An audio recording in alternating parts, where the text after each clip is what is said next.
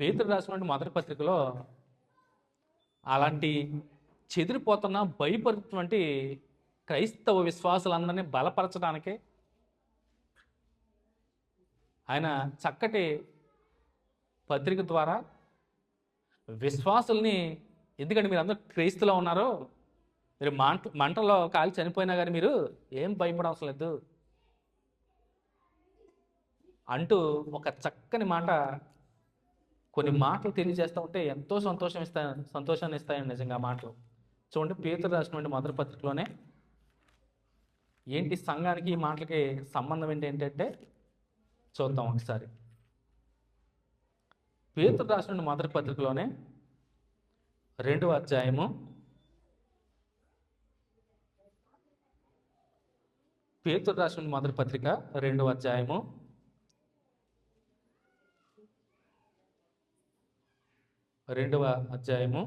4వ వచనం నుంచి చదువుకుంటే చూడండి, మనుషుల చేత విసర్జించబడినను, చూడండి నీలో చక్రవర్తి గారు విసర్జించి పట్టుకుని కాల్చి నూనెలో ముంచి వేలాడదీసి భయంకరమైనటువంటి హింసని గురి చేస్తున్న టైంలో పేతురు గారు మొదటి పత్రిక ద్వారా ఎంతో బలాన్ని చేకూర్చే మాటలు ఏమని చెప్తున్నాడు?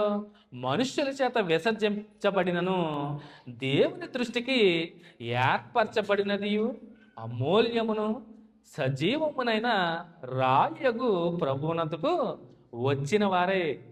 అంటే వారందరూ క్రీస్తుని అంగీకరించారు, క్రీస్తు చెంతకొచ్చారు. అవునా? క్రైస్తువులు ఎప్పుడయ్యారు? వాళ్ళందరూ సంఘంలో ఆయన శరీరంలో ఎప్పుడు అవయవంగాను ఒక రాయిగాను ఎలా అయ్యారు?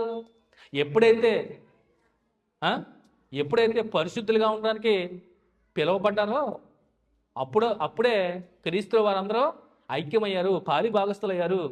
ఆయన సంఘము అనే ఆయన శరీరంలో ఒక అవయవం అయిపోయారు.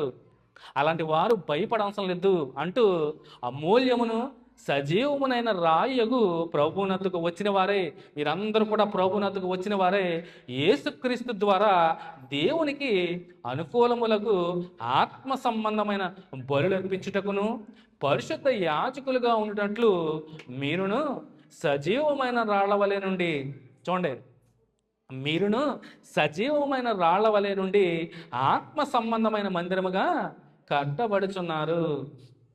చూడండి ఎంత చక్కగా చెప్పాడు. మీకు అర్థమైందో అర్థం లేదు కానీ మరలా చూద్దాం. చూడండి ఏమని చెప్తున్నాడు? పరిశుద్ధ యాజకులుగా ఉన్నట్లు మీరును సజీవమైన రాళ్ల వలె నుండి ఆత్మ సంబంధమైన మందిరముగా కట్టబడుచున్నారు. ఎవరిలో? క్రీస్తులో.